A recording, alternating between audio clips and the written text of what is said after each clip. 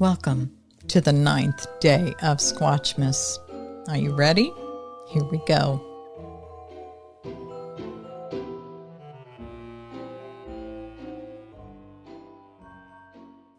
My story isn't probably one that fits your call for Squatchmas stories, but it did happen at Christmas, so I'm going to send it in to you. I grew up with a mom and dad that struggled to make the pennies stretch, and it was never harder than at Christmas for them. I grew up with the understanding that I probably wasn't going to get a lot of the things I asked for because, although everything came from Santa, Mom and Dad still had to pay for it. And we did that for all the weeks leading up to Christmas by paying a bill to Santa at Kmart's layaway counter. That's correct. Mom explained that Kmart was Santa's finance people. That's how it was when I was growing up. It wasn't glamorous, but my mom tried hard to give us kids a fabulous Christmas with what little she had. So my mom did layaway every year.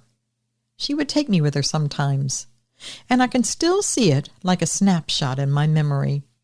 Her thin winter coat smelling like fresh laundry soap, her hands all red and rough from work, her face serious at the counter as she carefully counted out the money. I didn't understand all the stress behind her then. I just knew it meant I would be getting some kind of gifts from Santa that year. So when I got older and I had my own kids and money got tight, like it does, especially in the early years, well, I did the same thing, and I headed straight to Walmart layaway. This was when they still had it. The year that this happened, everything was rough on us. My hours had gotten cut at work, and my husband, Mark, while he still had steady work, that didn't mean it was easy when you've got 2 kids and a mortgage. I paid good on the layaway all the way through October, but mid-November things happened. A sick kid, car repair. I paid the bare minimum on the layaway just to keep it going. But then we were almost to the date that all layaways had to be out, and mine was nowhere near paid off. After a few sleepless nights, I decided to put off a bill to pay that layaway. I'm not proud to say it, but that's what I did. All I had to do was go pay it and pick it up. It should have been simple.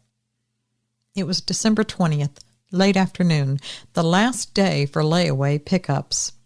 I was feeling sick to my stomach, wondering how on earth was I going to pay that bill that I put off to buy out my layaway. And wouldn't you know it, that's when the snow started to top it all off. It was nothing terrible at first, just a few flakes coming down. My husband Mark had the kids at home. They were supposed to be baking cookies together. I was supposed to be gone an hour, tops. "Don't you take any back roads. They're starting to get slick," he told me as I pulled on my boots. "I won't," I said, as I fought off the kids begging to come along with me. But I already knew I was probably going to take some back roads. It was quicker, less people. I always did. But I should have listened to him. Walmart was the usual Christmas season zoo. Parking lot rutted with slush, carts abandoned everywhere, and people looking stressed and being grumpy. The layaway pickup took forever. There was one young employee at the counter handling a line that should have been handled by at least 3 people working it. I stood there, clutching my receipt nervously, waiting my turn. When my boxes finally came out, 2 big ones and a smaller one, I felt my throat tighten with that weird mix of both relief and pride. I did it. It was going to hurt later on, but there was going to be Christmas for my kids. I loaded the boxes into my trunk, got in the car, turned the heat up, and let out a big sigh. Then my phone buzzed. It was Mark. "Hey, how's it going?" he asked. I had been gone twice as long as I was supposed to be. "Oh, they were really long lines, but I have it," I said, and I couldn't stop the smile in my voice. "I have it. I've got the kids' Christmas." The kids were in the background yelling about whose turn it was to shake the sprinkles on the cookies. Good, Mark said. You be careful coming home. I heard on the TV it's getting pretty slick out there. I will, I promised. And I meant it. The first part of the drive home was fine. Traffic, lights, normal. Then I did the thing I always do when I want to shave a few minutes off my drive. I took the turn that leads out of town and into the quieter roads. I felt like I needed that calm after being in the Walmart Zoo. This road was familiar, comforting even. Cornfields on either sides. They were now flat and white. A few scattered houses. A line of woods that follows the creek like a dark seam through the landscape. Now, my car is reliable most days. Nothing fancy. It's not new. But it had gotten me through many years of life. But that night, it decided I needed just a little more stress. It started off small. Looked like the lights were getting a little bit dimmer, but I thought maybe it was just my eyes playing a trick on me. Then I thought the dash lights are getting dimmer too. I turned the heater fan down, thinking maybe it was just the cold making everything sluggish. Then a little tiny icon lit up on my dash. It was the battery symbol. I stared at it for a second, confused, because in my head, battery light meant battery, and my car had been starting fine all week. In fact, this battery wasn't even a year old. I didn't know then what I found out later. I didn't know that the alternator was the real problem, that it wasn't charging the battery as I drove, that the car had been basically living off whatever juice was left in the battery, like some poor flashlight fading. All I knew in that moment was this.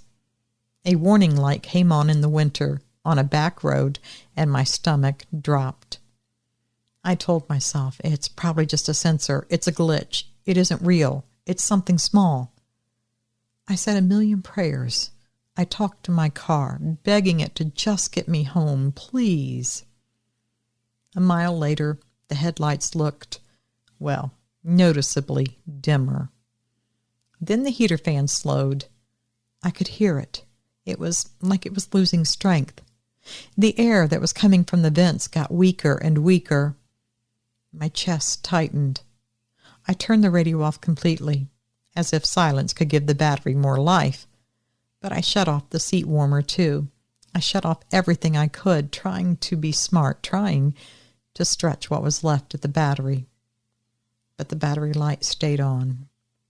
Then the power steering started to feel heavier, like the car was suddenly tired and it wouldn't cooperate well. A minute after that, another warning light blinked, and the dashboard went a little more dull, like the whole car was slowly dimming. And that's when I knew, deep down, I wasn't going to make it home. The road out there is straight for long stretches, then it bends around fields and dips near a creek. In summer, it's nothing, but in winter, that road can be a trap. By now the snow had thickened. Twilight was turning into night. The woods were closing in on one side, and the open field on the other looked endless and empty. Then the car jerked once, like it hiccuped. The dash lights flickered, the headlights dimmed even further, and then it all went dark. And then the engine was losing power, like it was trying to run on fumes that weren't even fuel anymore. The steering wheel had no power in it. I eased off the gas and kept my wheel steady, hoping maybe I could limp to someone's driveway or a house or somewhere with a porch light. But out there's a stretch where you can go a couple miles without seeing anything human. The engine was slowing. I looked ahead and saw only flurries in my headlights and an empty ribbon of road. I had enough momentum to just coast over to the shoulder. But out there, saying the word shoulder is being generous. It's just a narrow strip of packed snow before the ditch drops off. I eased the car as far over as I dared without sliding down into the ditch. The headlights were gone now. I tried to click my hazard lights on. They blinked barely a few times, and they went dark too. The engine sputtered, and it was gone. I turned the key off and on again, hoping against hope. But it was nothing but a clicking silence. I stared ahead at the empty road and felt a heavy dread and hopelessness settle around me. I banged my head on the steering wheel. Then I checked my phone. 12% battery. I could kick myself for not having plugged it in earlier. I picked it up and I called Mark immediately. He picked up on the second ring. "Hey, everything all right?" "No," I said, "it isn't. The car died, and I'm on—" I had to stop and think. I was so stressed I didn't remember what road I was on. "I'm on County Road 6, just past Miller Bend, right before the creek bridge." There was a pause on the other end of the line. I heard his voice change. It was less casual, more focused. "Are you safe?" "I'm on the shoulder of the road. The car, I don't know, Mark, it just went dead, and now it won't start. The headlights are out, dash lights are out. Then it just all went dead. The battery light came on, though. I think the battery's dead." I was rambling, and I knew it. Okay, calm down," he said. "Calm down. I'm coming. Let me get the kids together, and I'll be right there." "Okay," I said. I felt utterly defeated right then. "I'm coming," he repeated firmly. "Now, how far are you from the bridge?" "Not far," I said. "Couple minutes before you get to it." "All right. Listen, that's about 20 minutes from here with this weather. Maybe a little longer," he said. My heart squeezed. "Mark, the kids." "Well, I have to bring them," he said, already thinking ahead. "Your mom's not close enough, and I'm sure not leaving them here alone. Listen, I'll get them rounded up, strapped in, and we'll come there." Of course he would. Of course he had to bring the kids. And that's what made this all feel so much heavier, because now it wasn't just me in this predicament. It was my husband and my kids having to drive out into worsening weather to rescue me, because I made a foolish choice. "Okay," I whispered. "You stay in the car," Mark said. "Keep the doors locked, and don't get out unless you absolutely have to." "I won't," I promised. "I'm leaving now," he said. "I love you." "I love you too," I said, and my voice cracked because I hated that I had created this situation with one stupid shortcut. I should have listened to him. The call ended. I looked at my phone. It was down to 11%. I sat there on the verge of tears. I felt the cold creeping in through the car doors without the heater running. Then I tried the ignition again in desperation. Nothing, not even a cough. Because the battery was done, fully drained, dead as a stone. I didn't know the term alternator mattered that much until the next day, when the mechanic said it like it was really obvious. That night, all I knew was I was stuck, and my car wouldn't even give me a single flashing hazard light to let another motorist passing know I was there. I was not in a good spot. At first, the waiting was just waiting, minutes ticking. I watched the clock on my phone and counted the minutes like it would somehow speed them up. The snow was falling. The light had faded. The world went from gray to the darker gray to that deep winter blue that occurs right before full darkness. After about 5 minutes, I saw headlights far behind me. Relief swept through me until I realized they weren't coming my way. They passed in the opposite lane, slow, and the driver did not even glance over at me. I think they didn't think anyone was in the car. There were no lights. I watched as their taillights vanished and the road became empty again. That's when my nose picked up something. It was faint at first, a musky smell, damp and earthy. It was carried in with the cold that was seeping through the car doors. I frowned, sniffed again. Then I told myself it was probably some fluid that was leaking from the engine, and that's probably what my whole problem was. But my stomach tightened anyway, because what I smelled didn't smell like gasoline or coolant or oil or anything mechanical. It smelled like wet animal. I reached over and checked the door locks again, just to make sure they were locked. Then I saw movement on the wood side of the road. At first it looked like a shadow just shifting between the trees, but shadows don't move against the wind like that. Then an impossibly tall shape eased out from the tree line, its dark shape against the bright snow visible even in the semi-darkness. For a split second, my brain tried to label what I was seeing as a human, a man, maybe a hunter, someone just out there walking in the snow. But let's be real, no one walks out there like that. Not in that kind of weather, not without a flashlight, not without a coat. And no man is built like what I was looking at. This had to be close to 7 feet tall, maybe more. The shoulders were so wide I don't even know a number.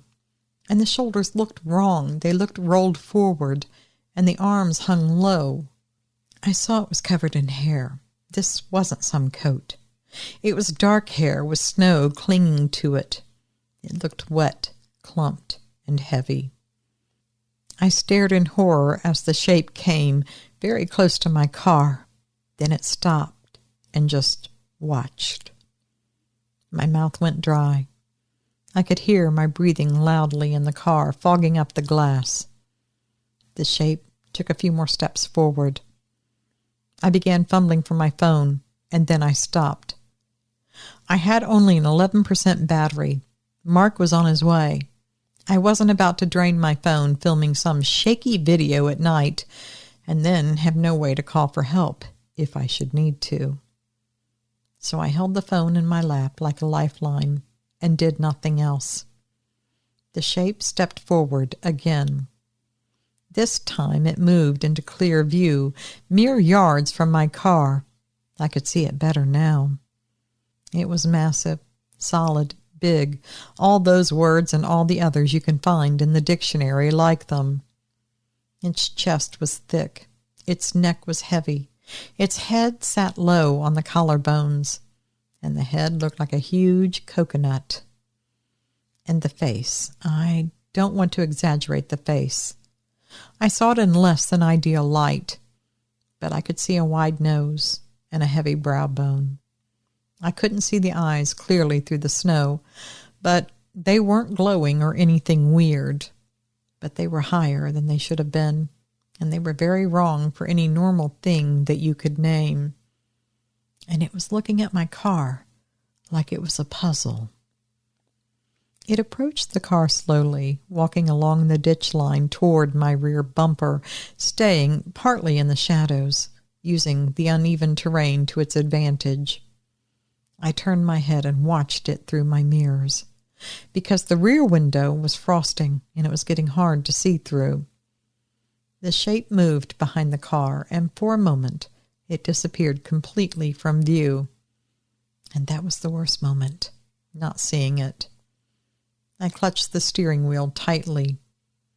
Then the car rocked.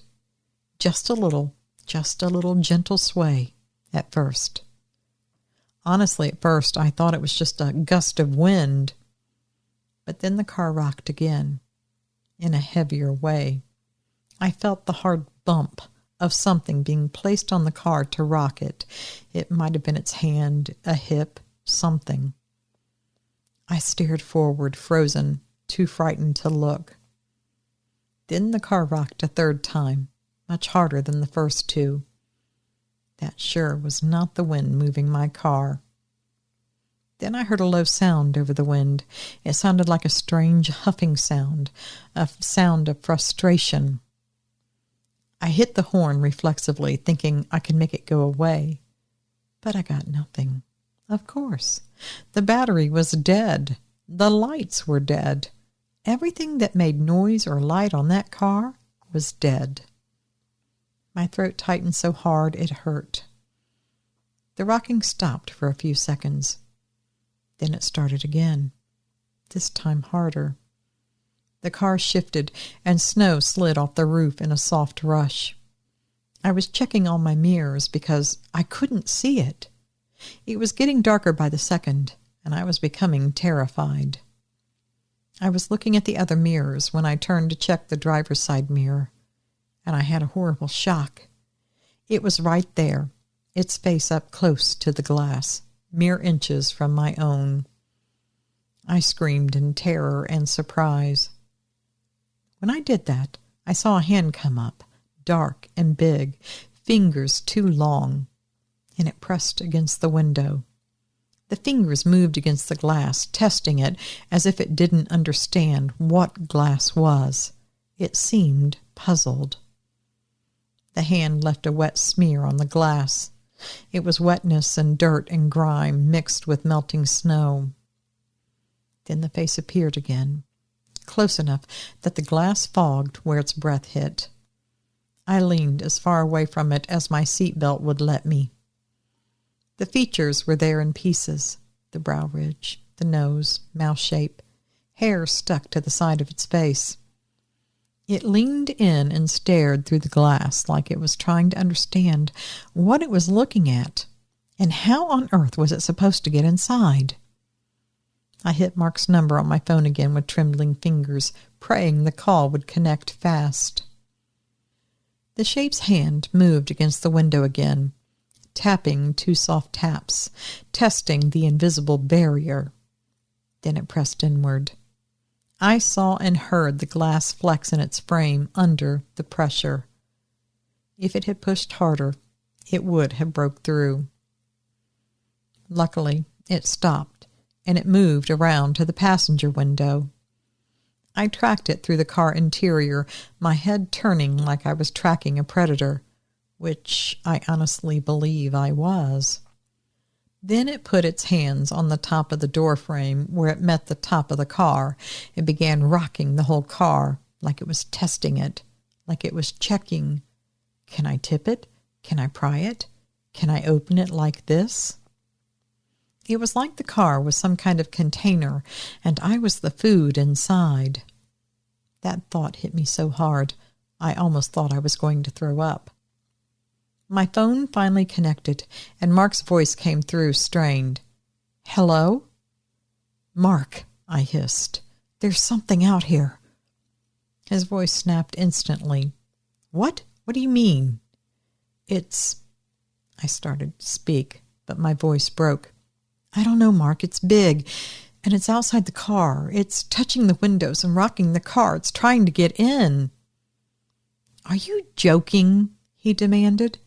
And I could hear the kids in the background, little small voices asking questions. "No," I whispered, tears spilling hot down my face. "I'm not joking, Mark. It's rocking the car." "Well, what is it?" he asked. "I don't know," I said. Deep inside, I did know, but I did not want to say that word at this point. I was looking, and I saw the face press near the passenger window again, its eyes catching the faint glow from my phone's screen. "I don't know, Mark, but it is not a person." Mark swore, hard, and I heard him breathing fast. "I'm 10 minutes out," he said, "maybe less. Keep the doors locked." "I can't even honk," I said. "The battery's dead. Everything is dead." "Okay," he said quickly. "Listen, just talk to me. Stay on the line if you can. I'm coming." I heard my son's voice in the background, sounding small. "Is Mom okay?" That almost broke me. I didn't want my kids hearing any of this, and I didn't want any of them driving right into it. "Mark," I whispered, "the kids." He stopped me and he said, "Don't worry, they're with me. They're fine." Then in a tight voice he said, "I didn't have a choice but to bring them. Just sit tight. We're coming." The call crackled and it dropped. My phone flashed, 7%. I stared at it like it had betrayed me. Then I looked up because the car was rocking again, hard enough that my body swayed in the seatbelt. The shape was at the back of the car again, just out of sight, hidden in the blind spot. Now the car rocked in the opposite direction. Instead of being rocked from side to side, it was going up and down. I looked in the mirror, and it had its hands on the trunk of the car, and it was bouncing it. Then it stopped, and the car settled. Then I heard a metallic creak from something on the rear. I don't know, but it sounded like it pulled on something. My stomach turned to ice. What was it? The bumper? The loose tail light? I didn't know, but I felt sure it was testing, pulling, learning. The shape came back into view at the driver's side, and I saw its hand go to the door handle. It was feeling it, testing it. I think it knew what to do, because then it curled its fingers around and pulled. The door didn't open. It got mad, and it kept pulling harder and harder. I thought it was going to rip it right off. The car shifted slightly from the effort that it was putting out.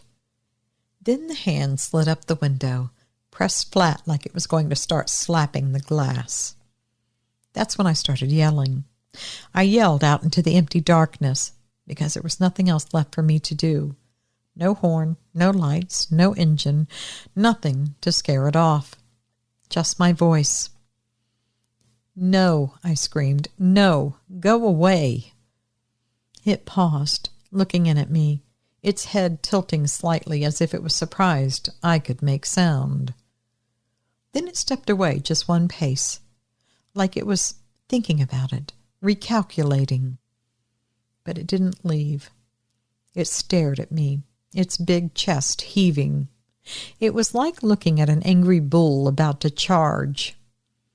Then it moved to the front of the car and stared at the car like it was studying where best to attack it now. It pushed down on the hood a few times. It seemed puzzled by the up and down motion of the car. Minutes crawled by.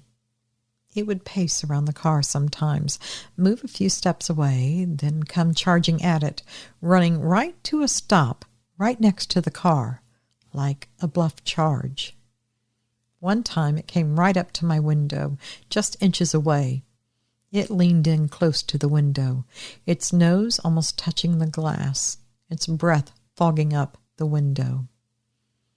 To say I was terrified is the biggest understatement of my life. I had a fear that my husband would show up, and it would attack him and the kids. My mind was all over the place, and I just couldn't see how this was going to end. It was now touching, testing, pulling, pushing on everything it could. Windows, mirrors, trunk, door handles, door seams. It was going for everything it could. It didn't feel like random touching. It felt methodical, like it was testing, learning. I sat there rigid, hands braced on the steering wheel like I could somehow keep the car from being rocked apart by will alone, that maybe if I sat there quiet, it would go away. At one point, it shoved the passenger side so hard the car shifted enough that snow fell off the roof and the whole vehicle slid. The shape pressed its hand to the driver's window again. The glass fogged from its breath. It was so close, I could see the texture of hair clumped with snow, the curve of the knuckles, the wet sheen where the hair parted. It tapped the glass, once, then again. I looked away. It tapped harder. I looked back. It started pushing on the glass. The window creaked. I yanked my phone up and tried Mark again, my thumb shaking so badly I nearly dropped it. Before it connected, the shape stood up and turned its head toward the road behind me, like it had heard something. I held my breath and listened through the wind. At first I didn't hear anything. But then I did. It was faint. An engine. A car for sure. No, our minivan. Relief hit me so hard my vision blurred. The shape out there heard it too. Its posture changed. It wasn't panicked, but it was alert. It looked like it was deciding whether to stand its ground or go hide for a bit. Then headlights appeared in the distance. They were swinging around a bend, cutting through the snowfall like two white knives. The shape backed off toward the tree line, but it didn't run. I'm certain it thought that this car would pass, like the other had, and then it could start again. The van came closer. I recognized it as ours by the way one headlight was slightly brighter than the other. When the van pulled up behind me, Mark's high beams lit the whole world up, and for a split second the shape was fully visible at the edge of the woods. Tall, broad, dark hair, upright and beastly looking. It looked angry, but it stood there still as a statue, watching. Mark saw it. I know he did, because I heard him yell something through the closed windows. It was pure disbelief and anger. The kids were in the van, too. I saw their faces as silhouettes in the back seat, little heads craning, trying to see. Suddenly Mark backed up, drove around and repositioned his van in front of my car so the Bigfoot was lit up with the headlights even more. Then he laid on the horn. Now either the light or the horn, or maybe the combination of both, made it move. It stepped back into the tree line with a smoothness that made my skin crawl. It disappeared into the darkness of the trees, and the night swallowed it up. Mark jumped out of the van with a flashlight in one hand and something in the other. I think it was a tire iron, whatever he had in the van that he could grab. He ran to my driver's side window, his face white. "Are you okay?" he shouted through the glass. I nodded hard, sobbing now because the tension finally had somewhere to go. "It was right here," I gasped. "It tried the handle. It was trying to get in." "I know. I saw it," he said, his voice low and fierce. "I saw it." He glanced toward the woods like he expected it to step back out. Then he leaned in close, his eyes scanning my door and my window. "Did it break anything?" "No," I said. He looked at me fiercely. "We're getting you out of here now." He got a tow strap out of the back of the van and hooked it to my car. Thank God he had one. But that was Mark for you. He was the kind of man who keeps practical things in the van because, well, he grew up around people who always needed something. He attached it while I kept watch on the woods. Then he said, "Get back in the car. Put it in neutral. I'm going to try to slowly pull you out of here. I don't think I can drive all the way home like that, but I can get you away from that." And he motioned to the woods. I nodded and did as he said. Mark got back in the van, eased forward, and the strap went taut. My car lurched, the tires fighting against packed snow. Then we began slowly rolling. I held my breath as we passed through the darkest areas, certain that Bigfoot would follow. We rolled until we hit an intersection about a mile away. It was wider and had a good street light. Mark came to my car, told me to steer over to the shoulder, and he would unhook me. So that's what we did. Then we quickly transferred the boxes from my car into the back of the van. The kids were so shook up, they never noticed. I locked my car and got in the van. The moment I climbed into that warm minivan with my kids, I was shaking and almost cried with relief. Mark got in the driver's seat, put the van in gear, and started driving.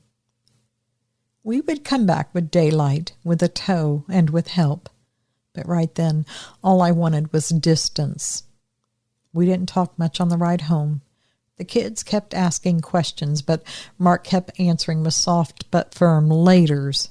"We'll talk about this later, kids. Quiet down." The heater was blasting. The wipers fought the snow, and the road felt endless.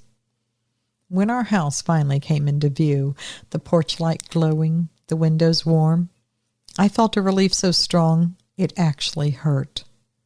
Inside, Mark sat the kids down and turned on cartoons like it was any other normal night. Then he pulled me into the kitchen. He held me by my shoulders and looked at me. "What happened?" he said quietly. "Tell me exactly what happened." So I did. I told him about the battery light, the dimming headlights, the dead horn, the way the car went silent, the shape at the tree line, the hands on the glass, the door handle, the car rocking. As I spoke, my voice kept catching, and I hated it because I'm not a fragile person. But this was way out of the norm for anyone, I think. Mark's face got harder the more and more I talked. When I finished, he exhaled slowly and said, "It was trying to get in, wasn't it?" I nodded, tears spilling down my face. He looked down at his hands for a second. "I did see it," he said. "I saw it standing there when we pulled up. It looked pretty pissed off that we were there." All I could do was nod. Then softer he said, "I'm so sorry." I was surprised. "For what?" I asked. "I'm sorry for letting you take the back roads," he said, even though it was not his fault. "I'm sorry for not coming with you. I'm even more sorry for not running that errand for you." "Stop," I said.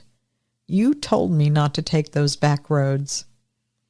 But he wasn't the kind of guy to say, "I told you so." Instead, he just hugged me tight and said, "It's okay. It'll be all right, I promise." We went back the next morning with daylight in a tow truck. The road looked very normal in daylight, and that really messed with me. It looked like any other winter back road, fields, woods. It was quiet. And I thought about how many times I had traveled that road through the years. It always just looked normal. But it would never look normal to me again. And I swore I would never travel that road again if I never had to. And when we reached my car, the marks were still there. Hand smears on the driver's window, a streak on the passenger side glass, a dull patch where something had pressed hard, a dent in the back of my trunk. There was a faint arc where the car had rocked enough you could see the snow was gone. The mechanic later said it very plainly. The alternator wasn't charging. The battery drained all the way down, and once it hit bottom, well, everything died. Lights, horn, all of it. "Just bad timing," he said. I just stared at him because bad timing felt like another understatement of my life. Mark stood there, staring at the window marks, his jaw clenched, and then he said real low, "It was real." Again, all I could do was nod. We got the car towed, we got the alternator replaced, and life kept moving the way life does. But it never went back to normal as before, because now I was aware of what lurked the back roads and hid in the woods. So if anyone listening is ever tempted to take a shortcut, especially on a dark winter's night, don't do it. Go ahead and drive the extra 5 minutes, because sometimes those back roads are empty for a reason. Well, I think that's pretty good advice. Don't take the shortcut. Sometimes it's not worth it, and not just because of Bigfoot. All right, my Sasquatch. Well, that comes to a close for day 9 of Squatchmas. Let's be sure to meet up here again tomorrow at 7 p.m. Eastern Time for the 10th day of Squatchmas. Until then, be sure to keep your doors locked, keep your phones charged, and always remember, absence of proof is not proof of absence. Thanks for listening.